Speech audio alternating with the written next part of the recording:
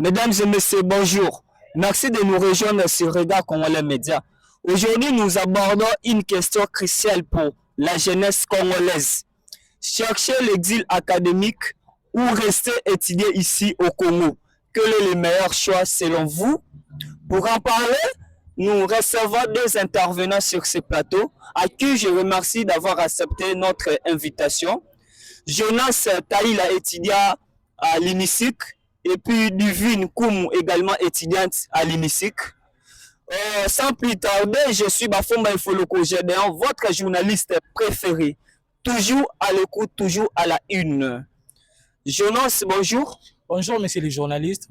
Entrons directement dans le vif de notre sujet.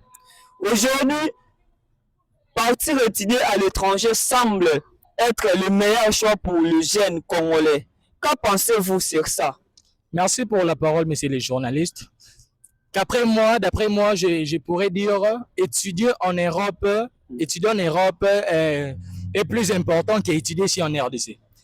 Parce que une fois, je peux faire mes études ici en RDC, je fais mes études en RDC et à un moment, il y a une possibilité et il y a aller continuer mes études, ou soit j'ai fini mes études ici en RDC, directement je pars chercher des travails là-bas en Europe pour travailler et arrivant là-bas, je dois présenter mes documents. Une fois je vais présenter mon diplôme là-bas, donc je peux dire nos diplômes ici de la RDC ne sont plus vraiment reconnus par rapport aux diplômes là-bas de l'Europe. Donc d'après moi, je préfère aller faire mes études en Europe. Et après avoir fait mes études en Europe, une fois que j'aurai fini mes études, directement, je pourrais être engagé dans une société. Donc, c'est que je peux dire, donc, vaut mieux aller étudier en Europe qu'étudier chez en RDC. Nous venons d'écouter l'opinion, le choix de notre collègue Jonas Taïla et nous allons laisser la parole à notre collègue Divine pour avoir aussi sa réaction face à ce que vient de dire notre très cher collègue. Divine, vous avez la parole. Bonjour, monsieur le journaliste. Bonjour. Et merci beaucoup pour votre invitation. Moi, je dirais que étudier ici en RDC, c'est mieux. Pourquoi? Parce que ça nous permet de pouvoir réaliser des réalités que les Congolais ou Congolaises nous voyons de nous-mêmes et aussi de pouvoir adapter le rythme en fait, du Congo. C'est un peu ça ma réponse. Merci pour votre réaction, notre collègue Divine Nkoumou. Et Jonas, nous revenons chez toi. Soyons concrets, quels avantages réels l'étranger offre-t-il que le Congo ne propose pas? Bon, les avantages que les étrangers proposent que les Congo ne proposent pas. Oui. Je peux dire, là-bas en Europe, une fois tu finis tes études, après avoir fini tes études, directement, tu seras engagé quelque part, vous voyez, tu seras engagé quelque part dans une société, ou soit dans une entreprise, aux Osala, Moussala, Nayo, tout comme ça. Donc, c'est que je peux dire que non, là-bas en Europe, une fois tu finis tes études, à la place que toi, tu cherches des travail, mais les travails des Olukayo. Par rapport ici en RDC. Ici en RDC, tu peux finir tes études. Tu peux finir tes études pour chercher du travail ou soit chercher une entreprise donc, si tu n'as pas des relations, avec je peux dire comment auteur Kambianino il y a société voilà vous allez voir que et ça est trop difficile. Trop difficile pour chercher du travail aux engagés dans la société mobouana tu fais entrer ton CV pour te répondre et ça est difficile vous voyez et ça est difficile au moins aux en relation na batmo ya likolo ba konzi ya likolo voilà petit nanga tout ça nini tout joyeux to kotisa abana ko travail par rapport là-bas en Europe ce n'est pas question que non tu es le fils de ou soit tu es la fille non une fois que tu finis tes études directement tu trouves une entreprise, tu commences à travailler. Nous venons de suivre notre collègue Taïla Jonas. Nous, il nous a essayé de parler des avantages d'aller faire tes études à l'exil. Et nous allons revenir encore chez notre collègue Divine Koumou. Divine, peut-on réussir au même niveau en restant ici que à aller étudier à l'exil? Ben oui, pourquoi pas, monsieur. Si on peut, on va réussir à en rester ici en RDC, il y a de l'espoir de réussir. Moi, je dirais que rester ici en RDC te permet, en fait, de mieux connaître le réseau local de ton pays, le réseau local, je dirais, et aussi, j'ai une question à poser. Si tout le monde partait étudier euh, en Europe, aux pays étrangers, et la RDC alors, quels sont les jeunes qui vont rester ici pour bâtir un Congo plus meilleur? C'est un peu ça, en fait. Moi, je dirais que même si, même en étudiant ici, vous aurez toujours des opportunités, vous aurez toujours des bonnes choses, en fait. Vous ne serez pas dessus. Voilà, j'avais vraiment retenu de très belles têtes. Nous venons de suivre l'intervention enrichissante de notre collègue Divine Nkoum, où elle a posé une question très importante pour l'avenir de notre très cher beau pays. Nous allons revenir encore chez notre collègue Jonas. Jonas, la plupart des jeunes s'exilent, mais ne reviennent plus après leurs études. Est-ce que c'est une fuite ou un abandon? Ok, tout d'abord, c'est d'abord la possibilité. Oui. Vous voyez, c'est d'abord la possibilité. Parce qu'une personne, il est allé faire ses études aux étrangers, il est allé faire ses études aux étrangers. Après avoir fait ses études à l'étranger, donc, il pourrait même revenir dans son pays pour bâtir ou soit construire quelque chose. Vous voyez, tu peux retourner dans ton pays pour construire, avoir une vision pour lobby, jeune abisso, misale belé.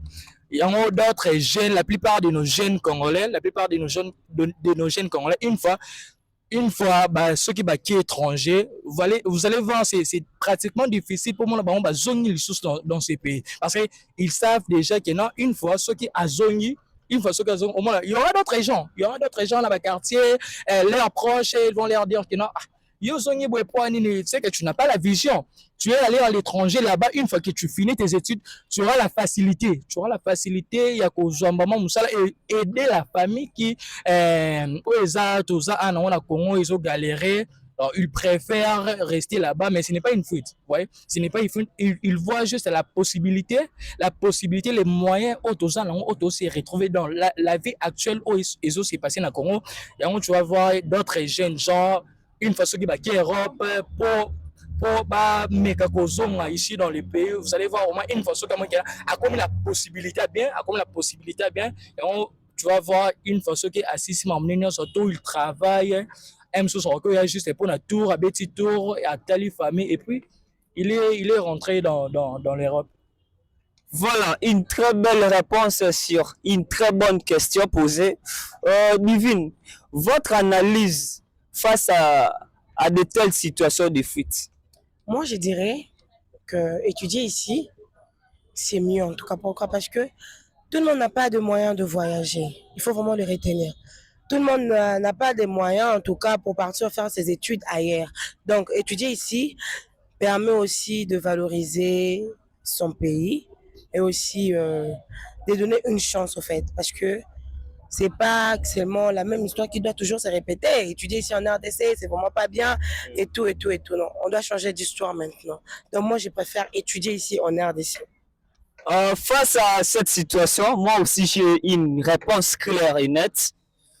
C'est une réalité que nous vivons tous dans l'Aïné.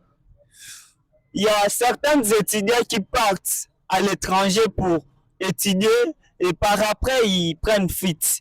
Et là, moi je peux dire que c'est parce qu'ils trouvent peut-être des choses qu'ils n'ont jamais trouvées ici. Donc des avantages qu'ils n'ont jamais trouvés ici au Congo. C'est pour cela ces jeunes hommes étudiants qui partent à l'étranger pour étudier afin de revenir ici bâtir ces pays prennent fuite. Alors, revenons sur le chemin de notre émission. Nous allons revenir encore chez notre collègue Divine. Divine, quel message adresserez-vous aux jeunes étudiants, aux jeunes qui émergent actuellement dans les Congo? Moi, je dirais que le Congo ne se développera pas de l'extérieur, mais de l'intérieur du Congo. Alors, pour développer ces pays, pour bâtir un pays que nous voulons avoir. Un message que moi je peux donner aux jeunes étudiants et étudiantes, c'est de rester ici au Congo, de voir une vision claire. Un jeune qui se donne au travail, un jeune qui se donne aux études, à ses études, finira toujours par, je dirais, par réussir sa vie. C'est pas seulement en étudiant à l'étranger qu'on réussit, non. Même si on est en RDC, on va réussir.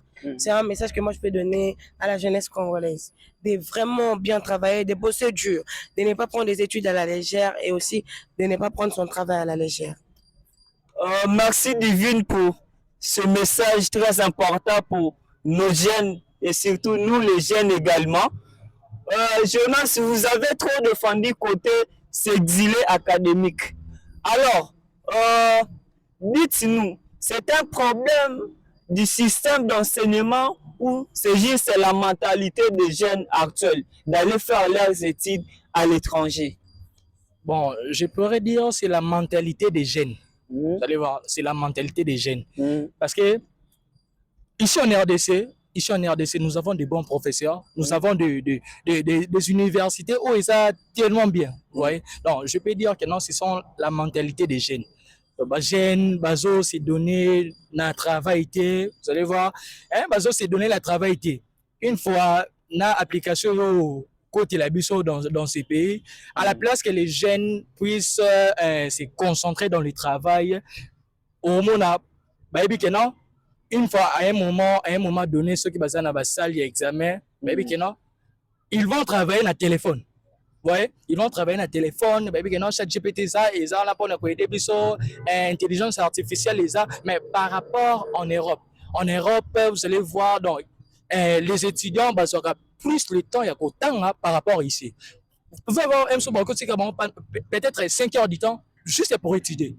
Mais une fois sur ceux qui, tu viens ici en RDC, on te dit que non, ma professeur va essayer, on vous donne juste quelques minutes ou soit quelques heures de réviser vos notes, examiner la calamité. Vous allez voir, il y aura d'autres qui vont aller chercher, qui vont aller faire des recherches dans la chat GPT, toi tu vas penser que non, et bimi la réflexion, or ce n'est pas lui qui a fait ça. C'est les téléphones dans l'application ESO Salani ESO aidé jeunes abisso. Donc je pourrais dire c'est la mentalité des jeunes. C'est ça. Wow. J'ai trop aimé votre intervention, M. Jonas. Vous venez de révéler une réalité très importante que la jeunesse aujourd'hui semble négliger, l'intelligence artificielle.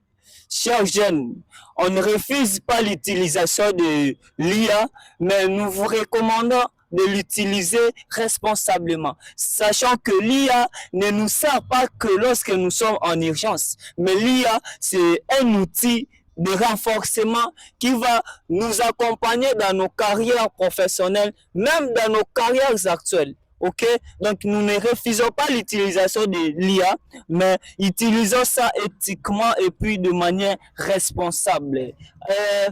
Notre très cher collègue Divine, vous venez de suivre ce que vient de dire notre collègue Jonas Taïla concernant le problème qui lie l'exil académique, si c'est un problème au niveau du système d'enseignement ou c'est juste la mentalité des jeunes. Et vous pouvez avoir une idée face à cette préoccupation que le Congo et l'Afrique en entière fait face plutôt.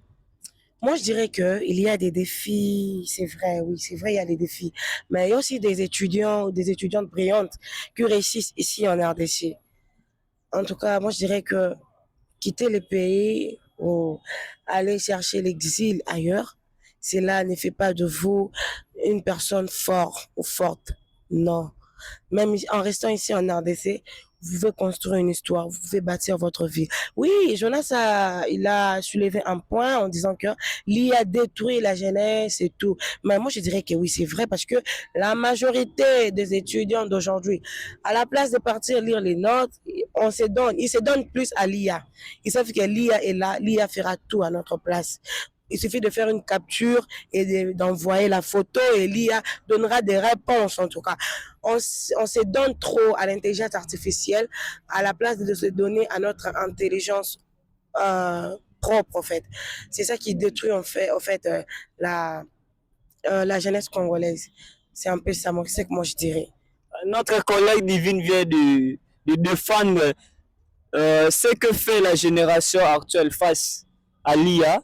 Donc, l'IA a pour but de faire effacer l'intelligence humaine. Alors, chers jeunes, ne nous laissons pas emporter par l'IA parce que le monde entier est entre nos mains. Et si nous ne sachons pas quoi faire pour garantir son avenir, c'est nous-mêmes qui vont périr. Merci à vous, merci à nos très chers intervenants du jour qui nous ont amenés dans un monde explosif dont nous avons parlé de choses très importantes. Jonas, je vous laisserai la parole si vous aurez peut-être une question à poser à notre collègue Divine Koumou. Merci. Ma question est celle de savoir pourquoi vous avez choisi d'étudier ici en RDC ou plutôt d'aller étudier là-bas en Europe?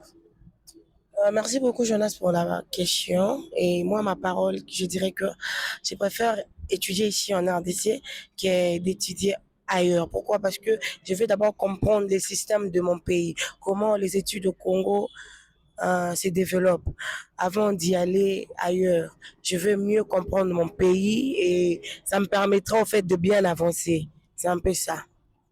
Merci à vous. Nous avons aimé passer ces beaux moments ensemble. Alors, nous clôturons déjà notre interview du jour, notre émission, notre numéro. Et vous avez à chacun 30 secondes pour une dédicace ou un message. On commence par vous, Jonas. Merci. Tout d'abord, je tiens à saluer mon père qui est à la maison, qui nous sauve en direct. Mon père Marcel Taïla, je vous salue. Et je salue aussi ma maman chérie que j'aime autant. Ma maman Pascaline Ekundo, que je salue. Et je salue aussi ma grande sœur préférée. Donc, je l'aime aussi tellement. Je salue ma grande sœur préférée, ma sœur Patricia Taïla. Et je salue mon petit frère, mon jumeau. Toussaint Taïla, je lui salue. Je salue mon ami, mon frère du sang, Mardoché Dichachi, autrement appelé MSTL Capo. Et je salue mon père spirituel, mon encadreur, le révérend pasteur Michak Laro et son épouse Sophia Diatezoa Diaz. Merci. Merci à vous. Recevez les salutations les plus distinguées de la part de votre enfant, votre collègue, votre camarade Jonas Taïla. Divine, c'est à vous maintenant de dédicacer ou d'envoyer aussi un message pour papa. Ok, moi avant d'envoyer un message pour ma famille, pour les gens que j'aime beaucoup, j'aimerais dire un slogan. Le slogan dit « On peut réussir au Congo si on a un bon engagement et on a notre mentalité. » C'est un peu ça, un slogan que moi je peux donner. Alors pour ma dédicace, je dédicace mon papa que j'aime beaucoup, papa Raymond. Je dédicace ma maman chérie. Vous regardez la caméra parce que maman te regarde à la maison. Je dédicace ma maman chérie, Wiva, que j'aime beaucoup de tout cœur. Mes frères et sœurs, surtout ma sœur Dorcas, en tout cas. C'est elle ma styliste d'aujourd'hui, en fait. C'est elle qui m'a vêtie comme ça. En tout cas, je l'aime beaucoup du fond du cœur. Je dédicace mes frères, mes petits frères, mes grandes sœurs et tout. Une famille élargie et restreinte. En tout cas, je vous aime beaucoup. De gros bisous à vous. Et mon pasteur, le révérend Gauthier Mafuta, que je salue en passant. Un papa plein d'amour, plein de joie. On l'appelle l'apôtre de la joie. Voilà. Nous sommes arrivés à la fin. Divine n'a trop à dire. On ne peut pas oublier une personne qui est importantissime pour nous. Une personne qui a fait en sorte que vous et moi à la maison puissent regarder cette vidéo. Pour la dédicacer, je laisserai à mon camarade Jonas de le faire. Ok, et pourtant j'avais aussi oublié, je dédicace, je salue Bénédicte Balekelaï Missinga, autrement appelé BBM. Donc, je te salue. Et pourquoi pas moi aussi? J'en saisis l'opportunité, permettez-moi, nos très chers intervenants, que je puisse au moins dédicacer aussi mes connaissances. Alors, sans gagner du temps, je salue ma mère depuis chez lui à la maison. Mes yeux, je t'aime beaucoup. Et également mon père, je vous aime. Je vous aime, mes frères et sœurs, Dissa, et puis qui nous lit. Je salue également mon très cher boss, Eder Bondo. Je salue Jika Pro, le caméraman le plus stylé, le caméraman qui a filmé Jésus-Christ pendant que nous et vous, on n'a jamais vu le monde. Lui, il était là pour filmer Jésus-Christ. Oh my God, je ne peux pas oublier une personne. Mon professeur Banek, c'est lui qui me coach toujours. Mesdames et messieurs, nous sommes arrivés au terme de notre émission, à notre interview exclusive du jour. Merci à vous, Jonas, merci à vous, Nivine, pour cet échange riche. Merci à vous de nous avoir suivis sur Regard Congolais Média. Mesdames et messieurs, nous vous donnons rendez-vous très bientôt pour le prochain numéro. Ciao.